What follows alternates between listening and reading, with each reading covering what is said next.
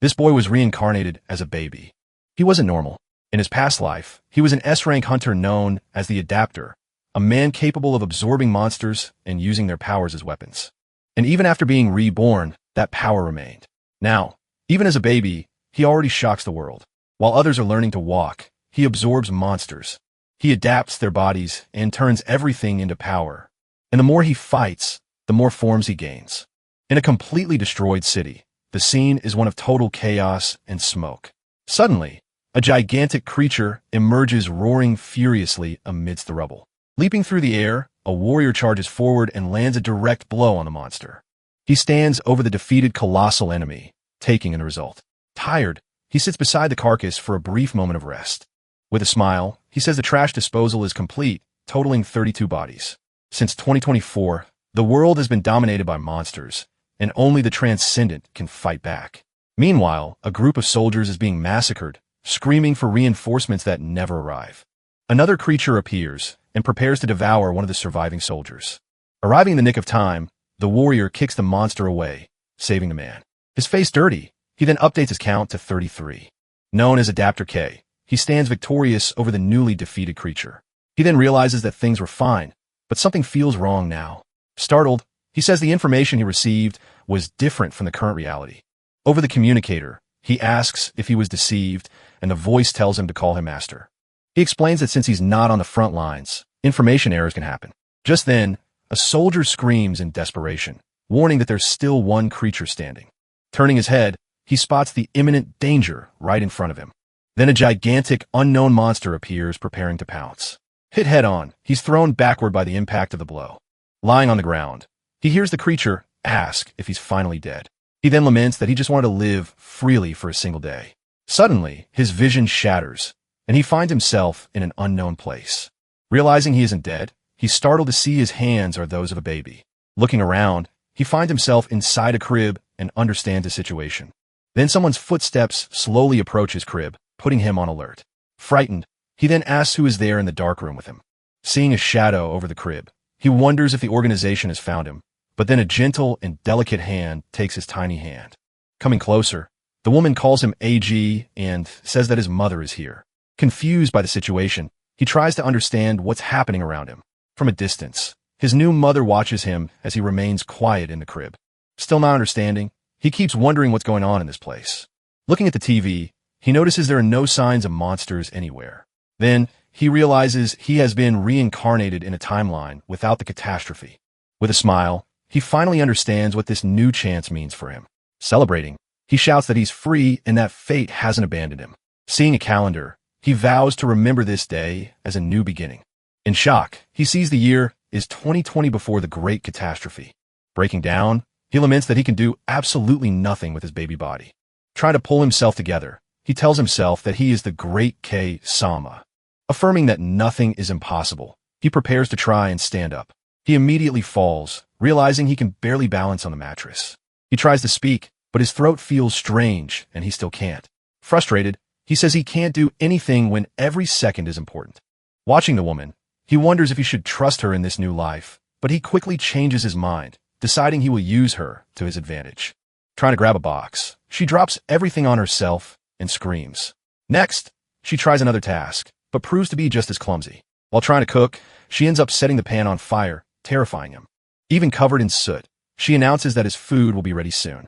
Slumping in his crib, he concludes that his new life is going to be very difficult. Suddenly, the doorbell rings, and she announces that a delivery has just arrived. She then heads towards the door to get the package from outside. Rushing to the door, she asks the delivery person to wait just a moment. He tenses at the word, remembering that delivery people come into contact with so many others. At this, he panics at the possibility of the person being infected. Seeing the door move, he goes on high alert, expecting the worst. Desperate, he tries to scream, no, but can only babble the word package. Outside, a figure leaves the package on the ground and walks away. Placing the box on the ground, the creature asks them to please take it. Then, the monster begs them to take the package as quickly as possible. Suddenly, several tentacles burst from the box and spread throughout the room. With a look of astonishment, he refuses to believe the scene before him. Looking for something useful, he wonders if he can use anything nearby. With all his might, he then grabs the baby bottle that was next to him. Using the object, He bangs on the crib's railing to try and make some noise. Just then, one of the tentacles shoots toward him at high speed. Hit head-on, he ends up being thrown to the back of the crib. Landing on the pillow, he's stunned as he holds the baby bottle tightly. A powerful blow then strikes the creature from before. He knows that if he touches that thing, he will definitely die. Remembering his past life, he recalls learning everything about monsters in combat. Analyzing the creature, he realizes it's an amplification-type monster. Seeing the tentacles on its head, he notes that they seem to be more troublesome. Deciding to take a risk, he throws the baby bottle on the floor and the monster smashes it. Knowing this type has low agility, he diverts the attack toward the window. The monster is hurled outside, and he says that's what happens. He then grins, preparing to counterattack. Thankful for his past battles, a mechanical tail suddenly emerges from him. The tail lunges forward at high speed, surprising him with its own power. With a precise strike, the tail pierces through the monster's head, defeating it completely. Afterward, the tail returns to his side, and he asks if it's eating. Holding the tip of the tail, he tries to understand what it really is. With wide eyes, he finally recognizes the ability from his past life. Recalling his battles, he reveals that it's the powerful tail of Tao Tai. He then wonders why he has his old abilities so early now. Completely lost, he screams that he doesn't understand what's happening anymore. Despite this, he says it's lucky as the tail absorbs monster cores. With a smile, he decides to test the absorption ability right then and there. Just then, the tail shoots out and strikes the defeated monster's core. He then explains that the earlier you awaken, the greater your abilities become. Smiling, he wonders if he'll now reach the legendary SSS class level. Imagining the future, he declares with conviction that his era has finally arrived. Determined, he crawls away from the crib, saying he won't stay there any longer. But suddenly, he stops in his tracks, unable to move. Stuck to the floor, he wonders why he can't move anymore. Looking back, he realizes the crib leg has snagged his diaper. Sensing the danger, he sees the crib is about to fall on top of him. His mother screams his name in despair as she sees the dangerous scene unfold. Still trapped, he can't break free in time as she keeps screaming. Remembering the past, he recalls eating dog food just to survive. Back then, he was treated like a loyal dog by that terrible organization. Angrily, he screams to himself that he is not a dog. Suddenly waking up, he finds himself lying in bed, completely safe. He then realizes he must have passed out after all that effort. Sitting on the couch, he wonders if his mother managed to save him in time. Analyzing the situation, he concludes he can only maintain his power for 30 seconds. Clenching his fist, he decides he just needs to train to get much stronger. Feeling the after effects of his power, he lets out a low groan, still recovering. Looking to the side, he notices his mother is crying while writing something. Reading the diary, he sees a note saying she almost hurt her treasure. As she keeps writing, he just watches her in silence, processing the situation. Realizing her injury was from protecting him, he compares her to his previous mother. Gently, he reaches out and touches her arm as a way to comfort her. Surprised by the gesture, she looks at him with eyes full of emotional tears. Hugging him tightly, she says he's different, so he decides to stay. Looking at the city, he knows the world will change drastically in just 1 week. Foreseeing the danger, he warns that the next monster is about to appear. Just then, a window washer is possessed by a strange slime that covers him. Transforming rapidly, the slime takes the form of a new, dangerous creature. As he tries to think about his plans, he hears his mother calling his name. With a smile, she asks what he thinks of the present she brought. Revealing the gift, she cheerfully shows him a dog inside a cage. Shocked, he recognizes the dog, and she explains it was a gift from a neighbor. Complaining about its size, he thinks the dog is too big to be a baby's friend. Watching his mother, he concludes that she's a bit absent-minded about things, but with a mischievous smile, he seems to have a new idea in mind. Imagining the future, he thinks training the dog might be a good idea. Noticing his smile, his mother comments that he looks very happy. Determined, he declares that he first needs to establish who's boss through food. Offering the food, he asserts that since he's the one feeding it, he's now the master, but the dog just stares at him with a confused look, not understanding at all. He then tells the dog to eat properly, and the animal finally obeys. Patting the animal's head, he promises to train it magnificently. Suddenly, the dog bites down hard on the food and lunges at him. Lying on the floor, he's shocked by the paw prints on his face.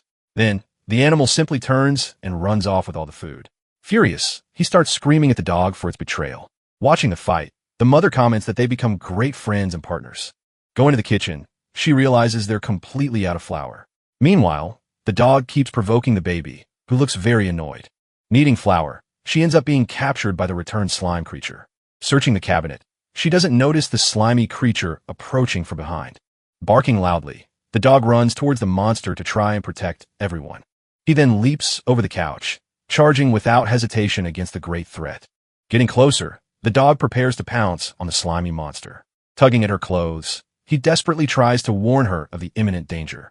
Just then, the dog attacks the monster with all its might, making the woman scream in fear.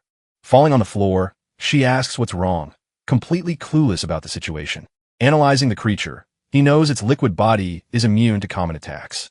Accidentally, she bumps into the monster while the dog keeps fighting. Despite attacking, its paw just passes through the slimy body with no effect. Noticing its change in form, he remembers that this type's weakness is dehydration. Looking for something to use, he finds a jar with a white powder. Grabbing the jar, he gets ready to throw its contents at the creature. He then hurls all the powder from the container in a wide arc through the air. As it falls on the creature, the powder begins to dissolve the monster's body. Reacting to the powder, the slime monster creates several spikes on its body. Next, the creature transforms into a large water bubble in the air. Suddenly exploding, the bubble shoots jets of water all over the kitchen. He explains that, as expected, the monster panicked when it lost moisture. Grabbing a trash can, he prepares to trap what's left of the monster. He then traps the monster with a trash can, saying that should do it. With a victorious air, he says that was to be expected from him.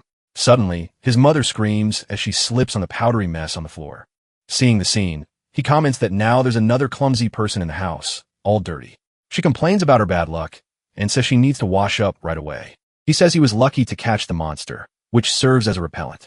Sitting in the basket, he explains he can use the slime to protect the windows. As the trash can tips over, he laments that the creature managed to escape. Barking loudly, the dog jumps in front and blocks the monster's escape. Now face to face, the dog and the monster stare each other down, ready to fight. Hitting it with the trash can, he stops the monster from advancing onto the floor. Escaping through the window, the monster even gives a thumbs up before fleeing. With the window now empty, he complains that the creature left on its own. He then says the monster is too cocky for someone so small. Suddenly, the doorknob is turned by a mysterious force. Climbing onto the dog, he orders the animal to chase the creature without delay. Once outside, he yells that he won't let the monster get away. During the chase, he wonders why that insect repellent can fly. Racing down the street, the dog continues at high speed to reach the target. Spotting the target, he says he needs to throw sand or mud at the monster. Just then, a bit of the slime lands on a girl's head. When she looks up, the girl is startled to see the slimy creature. Then the monster prepares to attack the girl, who screams in terror. Analyzing the situation, he knows his body won't be able to handle the power. Finally, he concludes that the place will turn into a bloodbath if he fails. With that, they charge forward as fast as they can to prevent the impending disaster. Screaming that once was enough, he won't let history repeat itself. To protect the girl, he leaps over her and blocks the attack. While blocking the attack, he braces himself as his power only lasts a short time. With the attack deflected, the creature is thrown back by its own force. Then, he yells that he'll end it all in an instant, unleashing his power. With the monster defeated, he wonders if he made it in time to save her. The girl stares at him, terrified, and he wonders if she saw him in action. He then looks away, trying to act like nothing out of the ordinary happened. Stepping away, he says, cleaning up this mess is going to be a real pain. Suddenly, he realizes his tail has absorbed the slime monster's core. He wonders if the tail can absorb two abilities at the same time. Pushing his hand out, he tests the new ability and finds they can coexist. He remembers that in his past life, he avoided switching powers to avoid being detected. Then, he understands the reason for his tail's evolution is his age. Recalling, he says that adapters get stronger the younger they awaken. Most candidates died because children couldn't overcome the monster toxins. He realizes that now, as an even younger adapter, he has more power. With a smile, he concludes that his growth potential is simply immeasurable. Back at the house, he realizes they've already reached the front door. Getting off the dog, he prepares for the next step of his new plan. Touching the remaining slime, he gets ready to use the power he acquired. Using the slime, he creates a protective barrier around the entire house. Sitting on the floor, he says he's completely exhausted and has no strength left. He then realizes his biggest problem now is his lack of physical strength. Unable to handle the strain, he passes out from exhaustion right there on the floor. Lying down, he says this should keep the monsters away, but he still looks worried. Suddenly, the dog approaches and stares at him with strange red eyes. Grabbing him by his clothes, the dog starts dragging him inside. Changing scenes, his mother comments that she feels much more refreshed now. With a smile, she looks at herself and fixes her hair, appearing much more energetic. As he's being licked on the couch, he complains that the dog is too heavy for him. As time passes, the dog ends up falling fast asleep in its own bed. Later, he takes the opportunity to use the slime to protect the windows and drains. He then says the house should be safe for a good while now. Analyzing his tail, he discovers he can now store up to 4 different abilities. He concludes he can only use 2 abilities, and they only last for 30 seconds. Sitting on the floor, he wonders what else he should prepare for the catastrophe. Suddenly, he gets an idea and realizes he needs a lot of supplies. During the catastrophe, the main cause of death wasn't monsters, but starvation. Imagining the situation, he thinks that with supplies, he might even be able to get new followers. He'd like to prepare now, but he knows there's a big problem. Supermarkets and crowded places will soon be overrun by monsters. With his current body, he knows he couldn't face large hordes alone. He then wonders if there's another good way to get supplies. Looking at the table, he spots his mother's smartphone and gets an idea. Stretching out his hand, he manages to reach the phone and grabs it. Seeing it's not locked, he accesses the building's group chat. Reading the conversations, he decides he needs to warn all those people. With great difficulty, he starts typing on the keyboard to create an account. He warns that the catastrophe is imminent and they should secure supplies soon. Annoyed by the conversation, he complains about everyone's stubbornness in the group. He laments their fate until he sees a new friend request. Curious about who it could be, he accepts the mysterious contact request. Reading the message, he finds the name Hot somewhat familiar. Surprised, he wonders if this could be the famous Hot from the old organization. Cutting to a control room, multiple monitors are seen everywhere. Relaxing in her chair, the girl laughs while casually scrolling on her phone. With a smile on her face, she says things are about to get very interesting. Complaining that he's a handful, she asks him to just tell her the plan already. Then, he hits the send button, initiating his new strategy. He reveals a warehouse full of supplies with everything they could possibly need. With a smile, she warns him that information has a price and demands 100 million. He proposes a new deal offering her 20% of all the supplies. Analyzing the proposal, he starts to be sure of who this person is. From their conversation, he confirms there's no doubt she is Hot. After negotiating, he finally asks her where the warehouse is. She then reveals she put the information in the apartment's mailbox. He knows the organization hasn't been formed yet, so Hot isn't an executive. With a smile, he realizes she just wants to use the information as bait, but he knows her, and he knows she's a dangerous and manipulative woman. Looking at the clock, he realizes he ended up sleeping for about 2 hours. Awake now, he says his energy is restored and he's going to get the information. Determined, he takes the stairs to avoid the elevator security cameras. Complaining about his weakness, he says he can't make it up with this body. In that case, he gets an idea as he looks at the peacefully sleeping dog. Trying to wake the dog, he pokes the animal, which just stares back at him.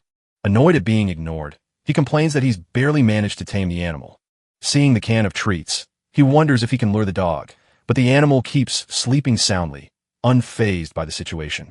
Grabbing the treats, he then mashes the food in his small hand. Then he offers the mashed up food to the dog, which finally takes an interest.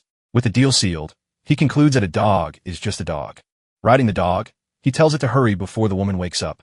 They then advance down the hallway, getting closer and closer to the mailbox. Pointing ahead, he finally says, "That's the mailbox right there." Suddenly, he's startled when he notices a security camera. Realizing the trap, he wonders if Hot wants to confirm his identity.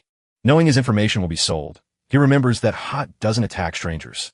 With a smile, he says he'll trick the cameras to get what he wants. Closing his eyes, he concentrates to first check the entire surrounding area. He then finds 3 hidden cameras besides the ones that already belong to the apartment. Scoffing, he wonders if she really thinks she can expose him with that. In her room, Hot wonders what kind of prey she'll find this time. Suddenly, she receives a notification from someone named K on her phone. Shocked by the message, she's left completely confused about what's happening. Looking at the cameras, she sees only a dog is in the hallway now. On the other side, he explains that this is the blind spot for all the cameras. He then places the smartphone with a flyer over it on the mailbox. From the hallway, the dog receives a new sound signal for the next step. Holding the flyer, he asks who's there, pretending to be an ordinary person. Hot receives the voice message, and Kay asks for 100 million to reveal who he is. With a wicked smile, she says, "This guy is really interesting." Annoyed, she shouts that she'll show him her power and tells Spider to search. Sending out her drone, she warns she'll show off the power that cost her 30 million. But in the hallway, his mother ends up stepping on the small device. Startled by the noise, she looks down not understanding what happened. Seeing him on the floor, she approaches and asks what he's doing. Caught by surprise, he's completely speechless at being discovered by her. Remembering the plan, he decides he'll use a trick to deceive everyone. Crying, Hot mourns the loss of her precious and expensive spy drone. Just then, she hears a voice from the other end and asks what he's doing. Surprised, she realizes the drone also had a direct communication feature. She then activates an audio device to communicate with him. Angry, she warns him that she can hear his voice and that he hasn't won. Threateningly, she says she'll get her revenge and can expose everything about him online. With no response, she starts screaming, demanding he say something. But he just asks if she won't catch a cold with so few clothes on. Frustrated, she shuts off the circuit breaker to try and figure out who he is. Shaking with rage, she wonders who the hell those mysterious people are. His mother appears and warns him that it's dangerous to stay in that strange place. Looking at the broken drone, an analysis shows that 40% of the data has been recovered. Seeing the message, he realizes she's already given up and provided the information. Outside, his mother waves from the balcony, watching the street. He understands that his mother thinks the dog opened the door by itself. He also thinks she believed he was sleepwalking around the house. Annoyed, he says he can't use the dog for a while now. With the dog tied up, he says he'll rescue it later and moves on. According to Hot, a supermarket is opening soon with plenty of supplies. He thinks Hot is being very generous by giving this information away for free. Seeing that the woman hasn't noticed the flyer, he needs to do something. He knows he can't tell her directly about the end of the world. His mother comments that there are only 5 days of milk left for him. Seeing his opportunity, he smiles and prepares to put his plan into action. Using his power, he knocks the can of powdered milk to the floor. Seeing the fallen can, the woman says it's a good thing he didn't wake up. Suddenly, she notices a flyer on the small table. Looking closely, she wonders if that's a supermarket flyer. Reading the flyer, she says they need to go and check it out. With the weather nice, she goes out for a walk and takes the baby with her. Complaining about his clothes, he says this isn't an outfit for a real man. Meanwhile, the dog stays home watching over everything by itself. Walking down the street, the mother peacefully pushes the stroller with him inside. Suddenly, a security guard appears and asks them to stop. Warning them about a disease, he tells them not to leave their homes for now. He then asks them not to bother the government with small problems, saying he's just following orders. He insists they go back home. But as he speaks, something strange starts happening to the guard's body. Just then, he transforms into a giant creature, roaring terrifyingly at the sky. With a violent blow, the monster attacks and destroys the remaining body. Then, the creature turns and faces the mother and baby with fury. Looking at them, the monster says it needs a lot of protein to feed. He realizes the monster is a proliferation type with no apparent weaknesses. Knowing the danger, he understands they will both die if he doesn't use his power. With no time to hesitate, someone suddenly grabs him from behind in the stroller. Grabbing her son, the mother tells him to hold on tight as they run. In her arms, he wonders if the woman is planning to run from the monster, but he knows that running is useless as the monster is too fast. Being much faster, the monster catches up to them in just a few seconds. Looking around, he spots a fire extinguisher on a nearby wall. Concentrating his power, he prepares to use his abilities once more. Determined, he says that if he breaks that, he might have a good chance. The fire extinguisher's explosion creates a cloud of smoke covering the entire area. Confused by the smoke, the monster shields itself, not understanding what happened. Taking advantage of the distraction, he lunges forward and lands a powerful punch on the monster.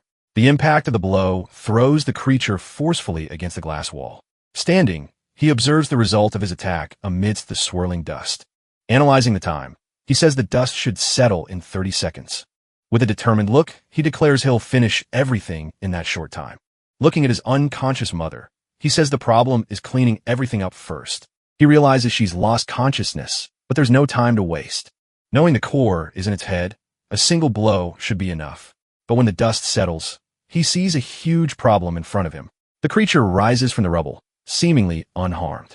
Annoyed by its resilience, he warns that he'll end it all with the next blow. No more shortcuts.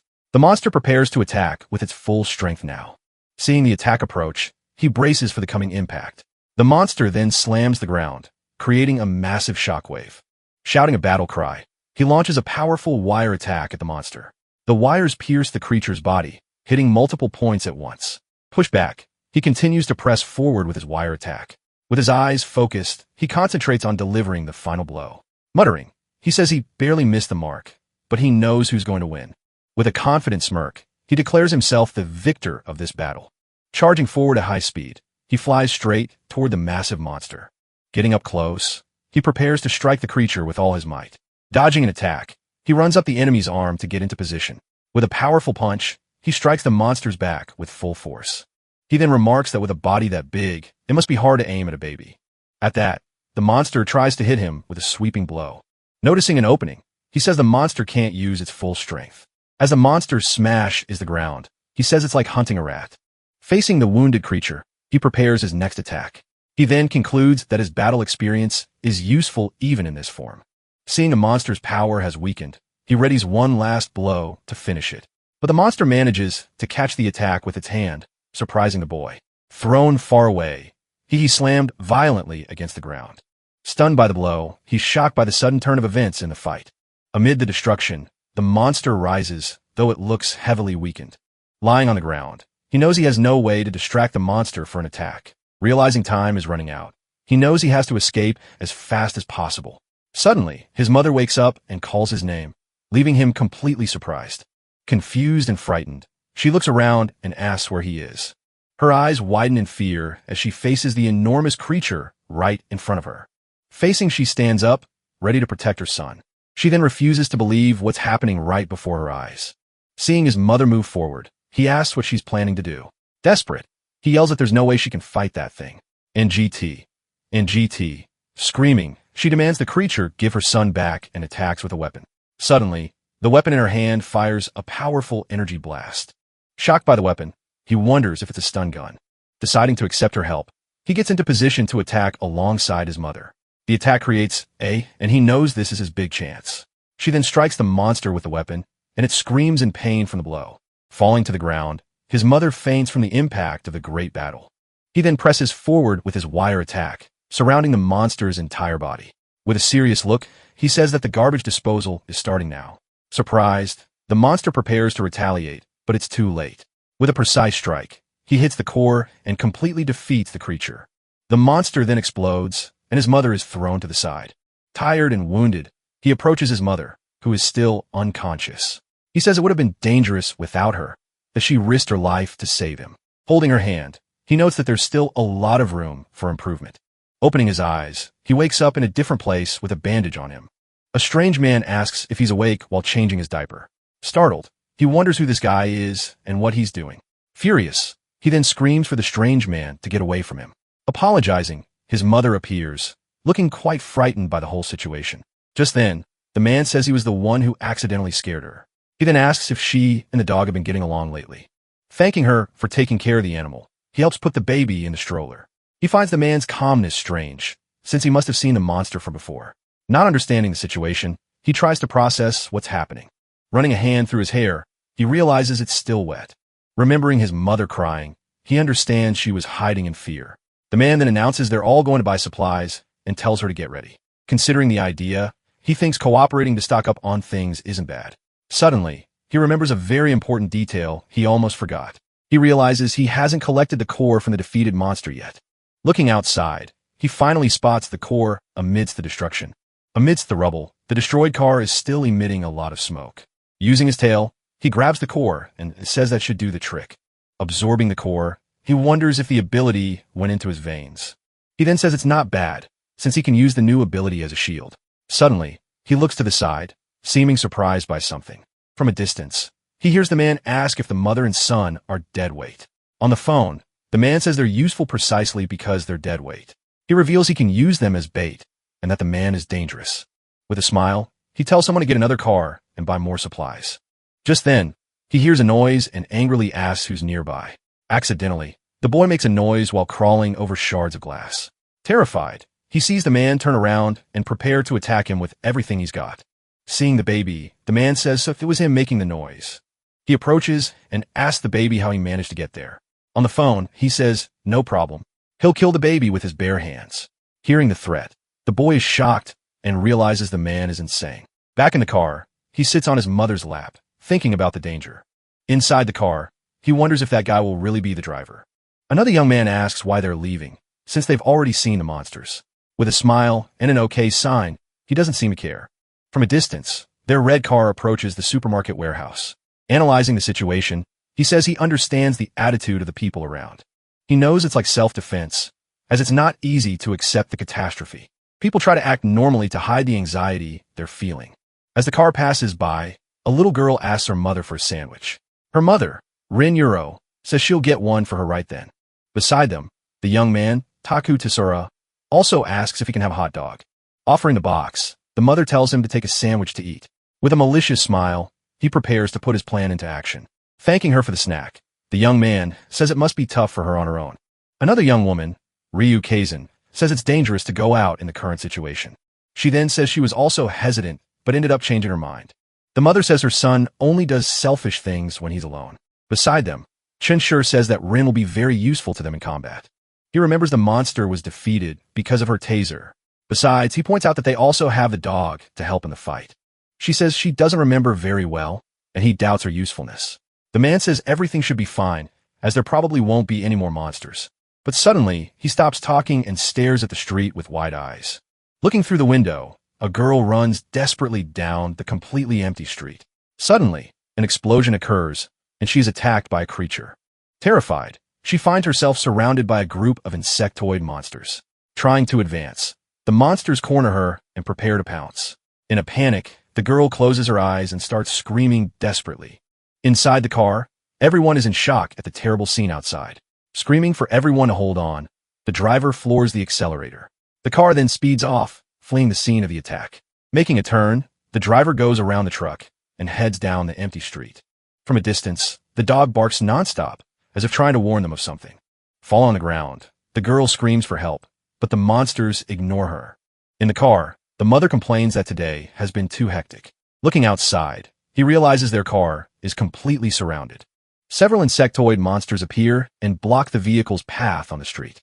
Analyzing the creatures, he says they're artificial humans created by a guardian. He explains that these guardians are parasitic monsters that turn humans into servants. The situation makes him very worried about the number of enemies that have appeared. Seeing the number of monsters increase, NGT, he warns that they need to escape now. Annoyed, the driver complains that they're surrounded and there's nowhere to go. Suddenly, one of the monsters tries to shatter the car's windshield. Looking through the window, he knows he needs to push them back before he can do anything. He thinks that if he uses all his power now, it's over for him. Looking around, he wonders if there's anyone else who can fight. One of the girls gets scared, seeing the terrible scene outside. Fallen on the ground, the other girl screams for help, but no one comes to her aid. Annoyed, the young woman yells that everyone needs to help that girl as quickly as possible. Analyzing the woman, he questions if she really wants everyone to help. One of the guys asks if she wants everyone except him to help outside. He then realizes that indecisive people are a problem. She then yells that they won't be useful in combat and should get lost, but the older man says no because it's already too late for that. Pointing at the girl, he says her neck is now injured. He reveals that she already has the same wound as the other monsters. Analyzing the man, he realizes he has great observation skills. The driver then asks if they should just drive forward anyway. He replies that it's better to defeat the monsters before they all get killed. Angry, he wonders if the driver is planning to get them all killed. The driver says the trucker behind them is the same type as him. One of the guys then offers to go, fearfully clutching a pillow. In a panic, the guy says they just have to defeat them and there's nothing to fear. Desperate, he tries to calm himself down and think of a way to survive. His mother then offers to go and says she'll get her weapon. The guy celebrates that he doesn't have to go since she's going in his place. But suddenly, the guy is attacked by a tentacle which pierces through his chest. Surprised, he looks down at the wound, not understanding what just happened. The girl next to him is also shocked by the sudden and unexpected attack. Being pulled out, the guy is thrown forcefully into the air. On the car's roof, the claws of a new creature dig into the metal. Inside the car, the girl screams in terror upon seeing the creature at the window. A spider-like monster appears and prepares to attack the group. Attacking with its tentacle, it pierces the girl's chest without any mercy. Looking at the creature, it lets out a strange sound. Preparing to attack, his mother is shocked to realize that's the monster's main body. He then realizes the creature was hiding the whole time, waiting to attack. With no way out, he wonders if he'll have a fight right there inside the car. Suddenly, the monster's tentacle gets closer and closer to his mother. Gripping the seat, he realizes the situation is bad and he needs to act, but the creature pulls its tentacle back, diverting the attack to the other side. The monster then attacks the passenger seat next to the driver. Suddenly, the older man grabs the tentacle and attacks the creature. Shocked, he asks if that man is the boss behind everything. The man then breaks the tentacle with his bare hands, showing no difficulty at all. Holding the tip of the weapon, he prepares for a direct counterattack. With a precise strike, he attacks the monster's head with all his might. Startled, he wonders what that old man is doing in this situation. Shocked, he questions if the man did all that with his own hands. With a war cry, the man attacks the monster with fury and without hesitation. After the strike, he stares at the creature's body with a dirty hand. He prepares for his next move. Swinging the creature's body, he gets ready to throw it far away from the car. Throwing the monster to the ground, he ends the fight with a final decisive blow. With a dirty face, he laments that he's gotten too old for this stuff. In the car, everyone is shocked by the old man's incredible combat ability, but he realizes the fight isn't over yet and the danger has not passed. He knows that even without knowing the old man, he is a great help. Just aiming for the heart won't kill that type of guardian monster. Even wounded, the creature gets up and prepares to attack once more. Angry for not being able to speak, he decides to communicate in another way. He then starts to cry loudly to alert the man of the danger. Suddenly, the man is surprise attacked by the creature he thought he had defeated. With its tentacle, the creature pierces the man's chest without any mercy. But the man manages to rip out the tentacle and prepares to fight back. Remembering his time in the special forces, he says he's seen this before. Scared, he realizes that the old man was from the special forces. Analyzing the situation, the man prepares for his next attack move. He then attacks the creature's body with a devastating and powerful punch. Seeing that the creature doesn't die, he says that as expected, it was no use. With a determined look, he prepares for the final blow of the battle. Shouting that he will crush it, he charges forward to destroy the creature once and for all. With a final blow, the man finally smashes the head of the defeated creature. Moved, he praises the old man's quick judgment and combat knowledge. He then regrets not realizing sooner that the old man was from the army. In his past life, he heard rumors that the military had already disappeared. The army became the greatest force against the monsters and enemies of the organization. The special forces were the core of the army and had unique combat methods. Excited about the situation, he says that now they can finally go to the supermarket. He wonders how he can get that person on his side in battle. With an evil smile, he thinks of several ways to manipulate the old man. Suddenly, the man pats him on the head, surprising the boy. With a smile, he asks Rin to stay behind him with the child. Scared, she agrees and says she won't be a burden to the group. She thanks him for saving them, but he says the crying saved him. Analyzing the old man, he thinks that personality will still get him killed one day. But for now, he decides he will gladly accept the help. Arriving at the location, they see the supermarket from a distance, looking very calm.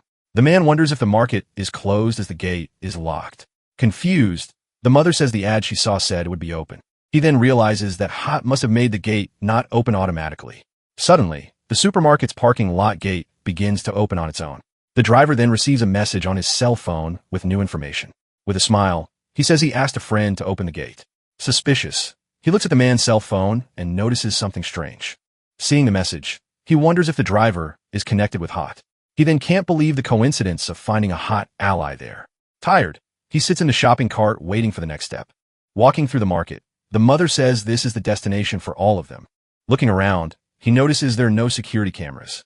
Suddenly, he sees the old man grabbing a suitcase and bringing out his weapons. Shocked, he says that as expected, the old man is much more prepared. In the shopping cart, he looks around and wonders where the man is. Seeing no employees, the mother wonders how they will be able to pay. At that, the driver claps his hands and tells them not to worry about it. Then, he reveals that everything in the store was bought by his organization. Barking nonstop, the dog is told to shut up by the driver. He then reveals that he used all of them, as infiltrating alone will be difficult. Looking at the man's arm, he notices a familiar mark and becomes suspicious. Seeing the tattoo, he wonders if the driver is a member of the organization. Angered by the revelation, he glares at the man with a look of pure rage. The man declares that the supplies are now the property of the Oriental Lotus Society. With his back turned, he warns the old man not to try anything funny. Surprised, he understands that the Oriental Lotus Society is the predecessor of the organization. Before the catastrophe, they had already committed various crimes and sensed the anomaly early. He then understands why he had a bad feeling from the start of the trip. With hatred, he promises he will kill that man, whether he's the bastard or not. Realizing the danger, the old man prepares for the coming combat. Seeing they are surrounded, he realizes they have been deceived the whole time. The old man then says that in this situation, he needs to do something. Raising his weapon, he warns that he has no choice but to defeat the boss. One of the henchmen attacks the old man with a bat, but misses the swing. Angry, the henchman yells that the old man wants to die for getting in the way. The old man then shouts for everyone to run and escape from that dangerous place. Suddenly, an explosion happens on the upper floor, drawing everyone's attention. Surprised, the group's leader wonders why the old man remains so calm. With a smile, the old man seems to have a plan in mind situation. Realizing the trap, the leader understands that the situation is bad for him. The supply boxes explode, and the old man charges forward through the smoke. Shocked by the explosion, the leader can't react in time to the attack. Suddenly, a truck tire is thrown and hits one of the henchmen. Fallen on the ground, the old man gets up, looking very tired from the battle. At that moment, the leader points a gun at the old man's head, cornering him. With a smile, he says he can't let a former military man like him escape. He then prepares to shoot, but hears a noise and stops. The dog barks, and the old man tells the leader not to move an inch. Pointing her gun, the mother warns that she will shoot if he moves. Facing her, the man turns and prepares for his next action. With a smile, he asks if she's serious with that threat. She then replies that she is serious and won't hesitate to shoot. The man says they should be able to divide the supplies among everyone. With a smirk, he says she is a very interesting woman. She calls him too stupid to talk to and tells him not to be so arrogant. He then reveals that the dog's former owner ended up dying at home. Lamenting the loss, he says that now he has no one left to play with. He then reveals that when he was about to get rid of the dog, he found her. Taking the dog, he says the animal will be his new companion today. Scared, she is surprised to see the man approaching with the dog. Seeing the baby and the dog, he seems to have a new idea in mind. With an evil smile, he says he will leave the animal with her. He then wonders why she would take the dog, even with a baby. He is surprised that she remains safe, even after taking in a full-grown dog. But the boy remains focused on the supplies, ignoring the adult's conversation. Lighting a flare, he yells that there aren't enough supplies for everyone to share. He then presses a button on the wall, triggering a new plan. Just then, a large group of people appears on the supermarket's lower floor. Pointing their weapons, the leader says that weaklings like them don't understand anything. With a smile, he says the weak deserve to die in the new era. In a flashback, a girl complains that it's disgusting to eat rats to survive. Suddenly, the dog starts barking and charges at the armed goons. The men aim their guns at the dog, but it's just a distraction. In the cart, he yells that now is the time and launches his attack. Using the goo, he creates a large barrier that covers the entire room. Trapped in the darkness, the henchmen yell not to shoot and to turn on the lights. Unleashing his power, he rushes at high speed toward one of the enemies. With a powerful punch, he strikes one of the goons with all his might. Thrown back, the man stands no chance against the surprise attack. Another henchman tries to shoot, but the gun misfires. Seizing the opening, he lunges forward and lands a punch right in the man's face. In the middle of the fight, the old man and the boy lock eyes for a moment. Just then, the old man realizes the boy in the cart saw him in action. Having been discovered, he panics and doesn't know how to react. Panicking, he realizes the situation is very bad for him now. He knows that if he's found out, he'll be captured and used for research. Suddenly, a shot is fired and someone runs through the darkness. Analyzing the scene, the old man wonders if that child is a monster. The boy then moves forward, preparing to attack the old man with everything he's got. He remembers being attacked by the old man when he was discovered. Seeing the old man's suitcase, he concludes that, as expected, he is suspicious. The image of the gun that misfired earlier suddenly flashes in his mind. In hiding, he wants to turn off the light, but the old man is in the way. Annoyed, he decides he'll take down the old man first. Getting closer, he hides in the shadows, waiting for the right moment to strike. Suddenly, the lights go out, plunging everyone into complete frightening darkness. In the dark, a small goo creature appears, catching everyone's attention. Using a flashlight, the men wonder what that strange thing is. Shining a light on the creature, they wonder if it's some kind of slime. Hiding, he notices that everyone's attention is on the monster. With an evil smile, he celebrates that this is his big chance. In the cart, he gets ready to use his threads to grab the supplies. The goo creature then approaches one of the men by the shelves. Watching the scene, the old man realizes that something strange is about to happen. Suddenly, the goo transforms into an exact copy of the man it touched. Touching his own clone, the man braces for an unexpected fight. The clone then lunges forward and punches the man right in the face. In the midst of the chaos, the clones start attacking all the henchmen in the group. Watching the fight, the old man seems to understand what's happening there in the dark. He concludes that the monster was creating clones of itself to attack. Suddenly, the old man hears a scream and turns to see what happened. Just then, a clone of his mother appears and she tells the creature to stay away. Hearing a cry from the cart, the old man realizes it wasn't the baby. With tears in his eyes, he's glad he can hide his powers well. A clone of him then appears, asking the old man for help. The old man's clone then charges forward, attacking a man with all its strength. Readying his weapon, he defends himself from the clone's attack with a precise strike. Attacking the clone, he manages to hit the creature's head with a shovel, but he notices the texture is soft and the head regenerates. He then remembers that slime-type monsters don't have a real head. Tossing the shovel aside, he opens his weapon case on the floor.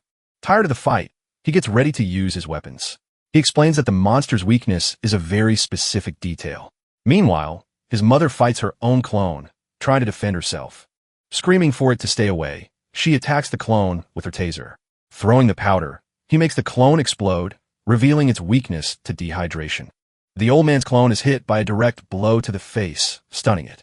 Aiming his weapon, the old man shoots at the clones in the hallway. As they are hit, the clones dissolve, showing a weakness to excessive attacks. Suddenly, the leader's clone appears and prepares to attack the mother. Annoyed, he wonders why the leader is still hanging around. Attacking the clone, the mother fires her weapon, but the shot is blocked. The old man and the boy look at each other, sharing a knowing glance.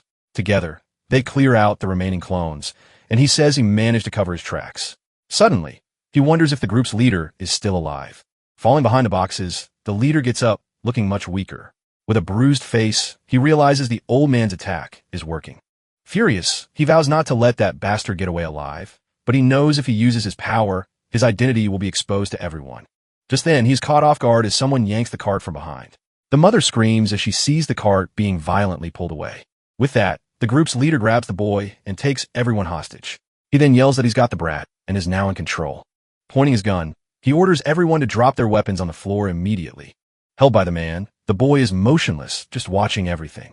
With a mischievous smile, he thinks the situation is quite convenient for him. Threateningly, the leader says if they don't obey, he'll kill the brat without hesitation. The mother and the old man stare at the leader, unsure of what to do. Suddenly, one of the clones gets up and prepares to attack the group. The goo then covers the body of one of the henchmen, completely transforming him. The henchman pulls the pin on a grenade, preparing for an explosion. With a flash of light, the grenade explodes, destroying everything in the area.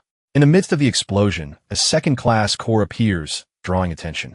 The boy then reaches out his hand and snatches the core with speed and agility. The leader uses the smoke to escape, taking the boy with him. Tired, the leader runs through the hallway, still holding the boy hostage. Annoyed, he complains that the persistent bastard should just die already. Suddenly, he hears someone call him boss and turned around. On the street, a group of henchmen is waiting for him, commenting on his speed. In his arms, the boy is surprised to see he has more allies. Seeing the situation, the leader says something unexpected happened, changing his plans. Desperate, he orders his men to get the car ready for their escape. But suddenly, he notices something strange and stops talking instantly. Seeing the tattoo on his neck, he finally confirms it's that bastard Lai. Remembering the past, he recalls that Lai always wore a mask, but the tattoo was visible. Lai then holds the baby and asks why he's staring at him like that. Suddenly, Lai hears a noise and turns around, confused about what's happening. He then sees all his henchmen defeated on the street. Looking at the dust, the boy realizes it's the dreaded red dust. He explains that this phenomenon is extremely dangerous for ordinary humans. Anyone who touches the dust either dies instantly or transforms into a monster. After transforming, they lose their minds and attack anyone nearby. Suddenly, one of the transformed men flies towards Lai. Annoyed, Lai prepares to dodge the attack while still holding the baby. Shouting for the baby to be his shield, he holds it up for defense.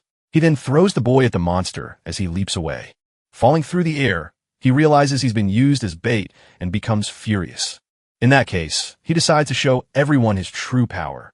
Using the core, he unleashes a massive amount of energy and GT, transforming. Spinning at high speed, he completes his transformation in the midst of battle. With his new form, he gets ready to display all his power. He then declares that this is his true and absolute power now. With a determined look, he warns that he's about to let loose and fight. The monster charges, but he prepares to fight back with his new powers. Summoning shadow tentacles, he strikes the monster with a direct hit. He realizes the cores have combined, creating new fighting techniques. Facing an even larger monster, he prepares for the next battle. Defending against a punch, he blocks the attack with his new dark power. The monster then fires an energy beam, but he dodges it with agility. He then creates a shadow sphere and attacks the creature's eye. Hit! The monster recoils and screams in pain from the precise strike. With several tentacles, he notes that his body is now easier to control. Finally, he focuses his power to deliver the final blow to the creature. With the final blow, the monster violently explodes into 1,000 pieces on the ground. Landing on the ground, Lai stares at him and asks who he really is. Now, in his new form, he just flashes a confident smile. Coming face to face with Lai, he prepares for the next phase of the confrontation. With his eyes glowing, he warns that now it's his enemy's turn. At this, Lai's eyes widen in response to the smile he reveals. Suddenly, a giant toothy grin fills the entire darkness. Charging at his enemy, he swears he'll make him pay for his past life. Falling from above, he prepares to attack Lai with all his strength. Surprised, Lai turns and prepares to counter the enemy's attack. Aiming his gun, he fires, but the shot is blocked in midair. A large explosion occurs, but it doesn't hit the target as he expected. The bullet stops in the air, and he realizes his plan has failed. Floating, he says this false body is on a whole other level. He then states that he needs to explore the limits of his new dark power. Staring at his foe, Lai wonders if he's some kind of monster. With a swift move, he lunges forward and grabs Lai's face forcefully. Screaming in pain, Lai is thrown violently against the nearby wall. Lying on the ground, he's stunned by the impact of the powerful attack. Approaching, he prepares to end the fight once and for all. With a determined look, he warns that this is the end for Lai. Laughing desperately, Lai faces his enemy, looking completely defeated. Suddenly, a man stands up realizing the story was true. Watching the man, he wonders who that person really is. Then Lai warns him not to think he's won the fight just yet. With a syringe in hand, he prepares to inject the substance. Suddenly, his body begins to transform into a shapeless mass of flesh. He then remembers that the organization researched drugs before the catastrophe. They were drugs that created self-aware monsters, and he recognizes the effect. Terrified, he stares at the new creature that has formed before him. With multiple eyes, the creature reveals itself, showing its complete monstrous form. Up close, the creature's eyes open, staring at its enemy with fury. Surprised, he wonders why that guy turned himself into a monster. The creature then roars, preparing to attack with all its power. With a tentacle, the creature strikes, but the blow is easily blocked. Caught in the attack, he is crushed between the monster's two tentacles. Annoyed, he tries to break free, but the enemy's strength is immense. With multiple tentacles, the creature attacks him from all sides at once. Complaining about its toughness, he can't break through the giant monster's defense. The creature then strikes him with its many tentacles all at once. Thrown far away, he and his clones are hurled violently. At high speed, he is launched into the air by the powerful monster's blow. Furious at its strength, he calls the enemy a bastard and prepares himself. Suddenly, he's caught in a trap and pierced by several spikes. Breaking free, he asks if the monster hasn't killed him enough already. Facing the creature, he gets ready for the next round of the battle. On the other side, the monster stares back, ready to continue the fight. Leaping backward, he dodges another attack from the giant monster. Landing on the rubble, he prepares to use all his power in the fight. He then says that this time is different from his past life, and he won't lose.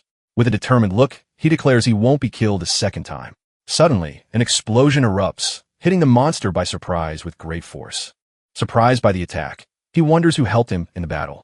Amidst the smoke, the old man aims his weapon, ready to fire. Staring at the creature, he wonders if it's a big I-type monster. Decided, he says he'll use what he stole from the Eastern Lotus Society. Loading the ammunition into the gun, he gets ready to put it to good use. He then fires the weapon, unleashing a powerful energy blast. The shot hits the monster dead on, causing a massive impact explosion. Surprised, the boy wonders if that creature is a big eye monster. With a smile, he understands the situation and realizes the truth about Lai. Claiming the world will face a calamity, she makes a grim prediction. Then she offers a chance at salvation by joining the organization. Placing a box before him, she says it's a gift from the organization. With a smile, she tells him to think of it as a lucky charm. In a flashback, the man recalls not wanting to hear that conversation. He questioned his own nature as he couldn't even understand himself. After taking the injection, he says he finally understood its meaning. That's when he discovers he was born with the ability to see the weaknesses in others. Changing scenes, the boy asks a woman if her husband is cheating on her. Furious, she yells asking what he's talking about and telling him to stop his nonsense. He points to a man and confirms that's her husband. Making a funny face, He reveals what her husband said about her while she sleeps. After hearing this, the woman's expression changes and she clenches her fists. She then runs up and punches him, screaming that he betrayed her. As he's thrown backward, he yells that he's going to divorce her. Fallen on the ground, the woman starts to cry, saying she knows she's ugly. Just then the boy approaches and says he'll tell her about a good place. He promises a place with kind people where no one will ever mistreat her again. Using his ability, he exploited all kinds of people until he had taken everything from them. He explains that even after becoming a monster, his consciousness remains human, and that is his nature. Revealing his identity, he introduces himself as Lai, a fourth-class con artist monster. Changing scenes, Kei is surrounded as Lai says he's seeing a hallucination. Warning that attacking is useless, he claims Kei is seeing his greatest fear. Then he says he'll strike at the first opening and that victory will be his. Suddenly, an attack hits him head-on, interrupting his speech. Startled, he turns around and yells, asking who's there to interfere. Chunshur appears holding a huge weapon, the one who fired the shot. Seeing who it is, Lai recognizes the old man and yells in annoyance, "It's you again." Furious, he tells the old man to die and prepares a powerful attack. Running for cover, Chunshur dodges the projectiles exploding all around him. Behind cover, Chunshur prepares for his next move. Without wasting any time, he fires his weapon at full power once more. Hit by the blast, Lai calls him a persistent and annoying bastard, screaming for him to die.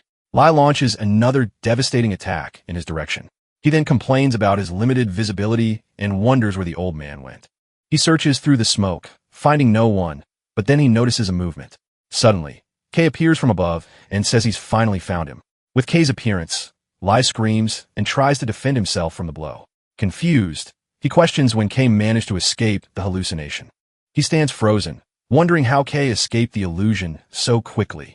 Kei then says that he's just a fourth-class con artist.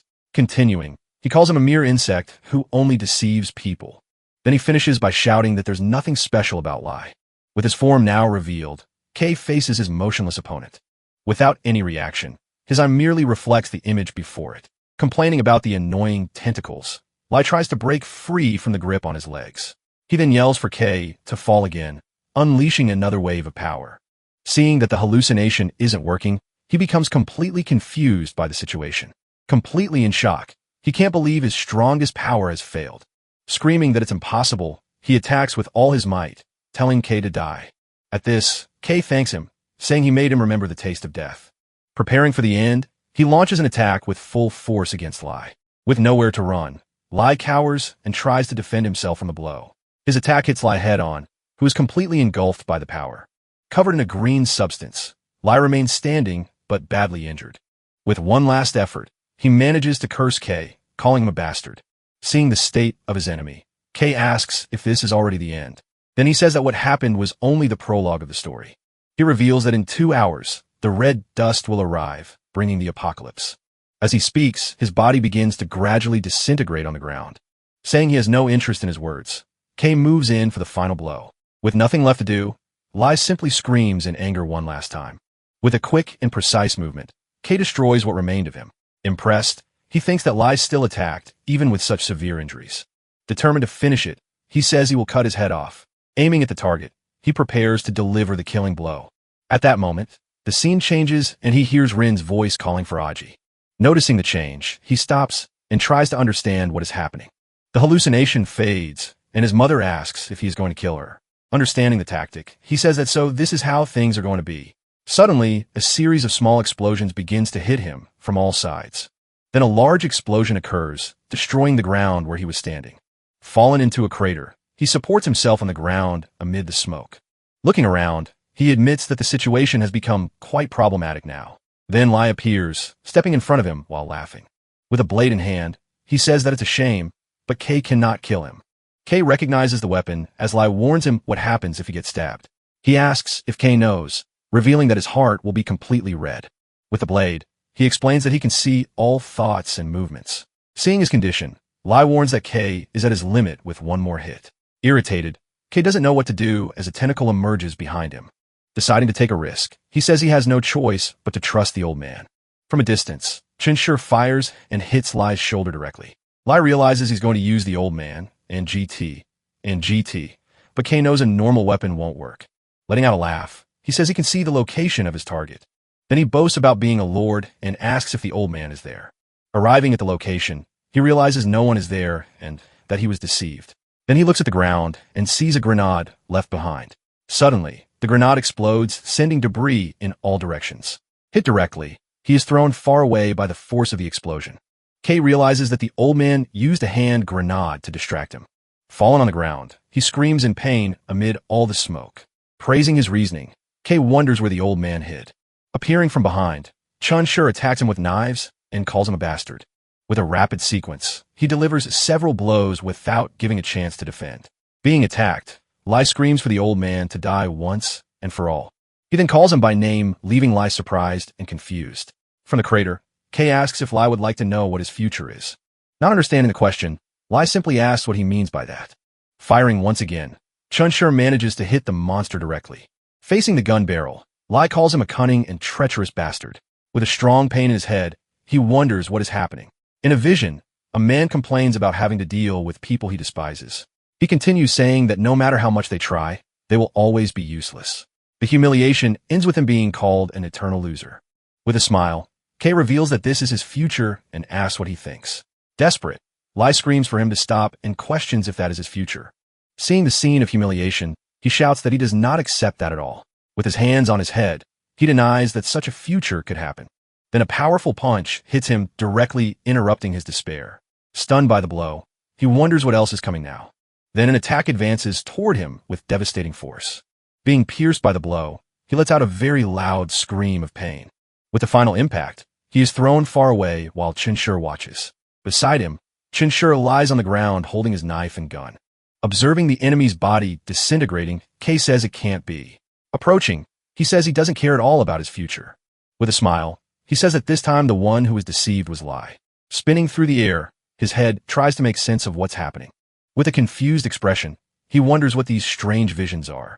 Seeing images of people and places, he freezes, unable to react to what he sees. Then he questions what's being shown to him as a creature appears. The giant creature reveals itself, holding a small person in its hand. Completely terrified, he is paralyzed with fear at the bizarre scene. Back in reality, Kay punches the ground hard after the vision. In the midst of the smoke, Chun-Shur and Kay watch the defeated enemy on the ground, warning that the last blow was fatal. Kay says they need to escape. With a revelation, Lee's head screams that it all makes sense now. He says the warning to be careful with the baby was about Kay. Not understanding the reference, Kay just repeats the word baby in his mind. Lee then reveals that he is the true egg of calamity everyone is looking for. Surprised, Kay questions what this egg of calamity is. Screaming, Lee warns that he will be hunted by the organization forever. Without warning, Lee's head is completely destroyed by a single shot. Seeing this, Kay and Chun-Shur look at each other, not understanding the situation. From a distance, a voice explains that whether the enemy is annihilated or not is irrelevant. A military vehicle suddenly arrives, stopping in the middle of the chaos. Getting out of the vehicle, a young man says that the real enemy is yourself. Seeing the movement, Kay realizes the army has arrived to interfere in the fight. Understanding the danger, Chun-Shur warns that it's bad for him to stay there. With a serious expression, he calls the young man sensei, showing that he knows him. Starting to remove his mask, the young man prepares to reveal his identity. Introducing himself as Leon, he asks if this is what Chin taught him. Coming from behind, a monstrous creature prepares to attack Leon. Leaping to attack, the monster lunges forward with its claws aimed at him. Effortlessly, the creature is instantly destroyed before it can even attack. Seeing the result, he just gives a calm and very confident smile. Hiding behind a wall, Kay watches the whole scene unseen. Impressed, he can't believe the guy won without even lifting a finger. Chin asks what he came here for, warning that he won't go back without finding his grandson. Calling him sensei, Lion asks him to return because of the emergency. He then takes a cell phone from his pocket to show Chin something important. Showing the photo, he says that Chin's grandson is safe and protected by them. He insists the army needs the sensei's command, but Chin doesn't answer. Overhearing the conversation, Kay wonders about his return to the army and the command. Then he suspects that the old man might be the head of the entire army. Lion asks if he wants to confirm if the person in the photo is really his grandson. After a moment, Chin agrees and tells them to go. So the two leave. Alone, Kay watches them leave not knowing what to do now. Suddenly his whole body paralyzes as if he's been hit by a massive shock. Powerless, he falls to the ground realizing something is very wrong. Noticing the noise, Lion turns and looks in the direction of the commotion. Just then, a box explodes, revealing baby AG, who looks around frightened. Approaching the spot, Lion stops and carefully observes the situation. Then he finds a baby on the ground and asks if it's a child. With a smile, he says he thought he saw another monster earlier. He puts his finger on the trigger, asking if it was the baby. Scared, AG wonders if he's really going to shoot without confirming first. Stopping the shot, Shinshur yells for Lion to wait a moment. Turning to Lion, he explains that he put the baby there on purpose. Lion then just questions if that's really true, observing the scene. Picking the baby up, Chen tries to calm him as if nothing happened. Then he whispers, telling the boy to keep acting until the scene is over. Watching the scene, Lion comments that the baby seems to get along with him. He then suggests they all head to the military base together. In Chen's arms, AG realizes there's something strange about that guy. Looking closely at his face, he starts to remember something. Then he remembers seeing that same face in the enemy organization. Placing AG in the crib, a nurse tells him to get some sleep. Lion then dismisses the nurse, telling her she can go. AG wakes up confused, wondering where the old man and Lion are. Then he wonders what this place is, seeing so many other cribs around. Suddenly, one of the other babies in the room starts crying very loudly. The baby's crying gets louder and louder, echoing throughout the room. With a smile, Lion remarks how energetic that baby seems to be. He then tells the baby to be quiet, warning him not to wake the others. He then uses a strange power, suggesting the baby should sleep a little longer. Immediately, the baby stops crying and falls back asleep in the crib. Watching the scene, AG recognizes that man. If his memory serves him right, he remembers that this is Tank, a key figure in the enemy organization. He recalls that Tank's ability is to manipulate the blood in people's bodies. Seeing what happened, he realizes the baby passed out from a lack of oxygen. With this memory, he realizes that guy is dangerous and has tried to kill him before. Noticing something, Lion approaches and observes the baby intently. He comments that his ability awakened very early, since the dusting has barely begun. With a smile, he announces that it's almost time for the examination to begin. Trying to put him to sleep, he uses his power and tells the baby to rest. Seeing the baby fall asleep, Lion turns and slowly walks away from the crib. Then he says he's looking forward to seeing what will happen to him. As soon as he turns away, AG discreetly opens one of his eyes. Clenching his fist, he prepares for the next step of his plan. He sits up in the crib, ready to act at a moment's notice. After defeating a mental monster, he had managed to create a protective barrier. He waited for the blood flow to slow down so the decoy would be absorbed. Looking around, he tries to understand why there's so many babies in this place. Then he wonders if all these babies are the calamity eggs. He remembers hearing that term before in his past life, but he wasn't qualified to know what the organization meant by it. Thinking about the situation, he realizes Chun didn't fully trust Lion. He questions this so-called examination, sensing the situation is bad. Then he remembers his mother and his dog, worried about what happened to them. Deciding to focus, he tells himself he has no time to worry about others. His priority now is to find a way to escape from this place. Trying to use his power, he stands up and extends his hand with a shout, but to his surprise, nothing happens and the room remains silent. Realizing it didn't work, he understands he's in serious trouble. He remembers that all the cores he had merged into one, so he understands he can only use two specific abilities from now on. One is mental resistance, and the other is too powerful to use here. Without knowing their intentions, he can't use his power carelessly. With a frustrated expression, he's left not knowing what to do. He then concludes that for now, he's just a common, helpless baby. It finally dawns on him just how dangerous his situation is. Looking at the crib next to him, he sees some very strange, long hair. Seeing the roots, he realizes that baby is also some kind of adapter. Startled by this discovery, he wonders if there are other adapters besides him. He then starts looking around, suspicious of what's happening. Then he sees that another baby is also manifesting a different power. Noticing another one, he wonders if all the children here are special. Then he realizes these are the adapters from his past life. Suddenly, the other baby's hair attacks him and pulls him away. Trying to break free, he complains that this thing won't let go. Annoyed, he wonders if they want him to use his powers in here. Just then, another child appears and grabs the hair holding him. With a single touch, the hair disintegrates and he falls to the floor. With him on the floor, the child says he should have stayed asleep. Coming closer, he tells the newcomer to be quiet and not make a sound. Completely stunned, he just watches the scene unfold before him. Seeing the other boy, he realizes that at 5 years old, he has already mastered his abilities. The boy then shouts, asking if it's really starting now. Without hesitation, the boy runs towards one of the doors in the hallway. Looking to the side, AJ wonders if the other boy managed to escape. Suddenly, several nurses run down the hall, announcing the examination has begun. One of them then yells to get all the children from the cribs. Pretending to be asleep on the floor, he uses a strategy to trick the nurse. The nurse then approaches and carefully picks him up. As he's being carried, he wonders what they will be forced to do. Arriving at the location, the nurses place all the babies on a strange platform. Once on the platform, he clenches his fist preparing for whatever comes next. Sensing the organization's presence and GT, he suspects they're going to fight to the death. All the children then stand still looking at the light coming from above. Suddenly, Lion appears in front of him, and AG starts to cry loudly. Suddenly, a huge monster appears and roars at the little boy. He then understands that the children were used as prey in his past life. Looking at the creature's foot, he notices it's chained up. Turning his head, he continues to observe the situation carefully. The creature struggles, but the chains prevent it from attacking directly. Completely chained, the monster waits for a chance to break free. On the other side, the other children watch the creature intently. Hearing a baby cry, the other boy runs towards it. Ignoring the danger, the boy runs in the direction of the chained creature. Approaching the baby, he quickly calms it with a pacifier. He then looks up, suddenly shouting Lion's name. He looks at the other children, analyzing each of their behaviors. Then he understands they force the babies to fight to awaken their abilities. Looking at the door, he finally understands the organization's hunting dog plan. With a determined look, he faces Lion, his next great adversary. With a smile, Lion asks the professor not to disappoint him. Then he presses a button on the floor and says that now they will begin. The chains then break and the monster charges towards AG. Bracing for the attack, AG shouts, "Here it comes." With a swift blow, the creature strikes the spot where he was. Sent flying backward, he gets a little hurt from the impact. Getting up, he faces the monster, but then looks towards the other children. He sees the other children huddled together in a corner of the room. Not knowing what to do, the children stay together, completely paralyzed.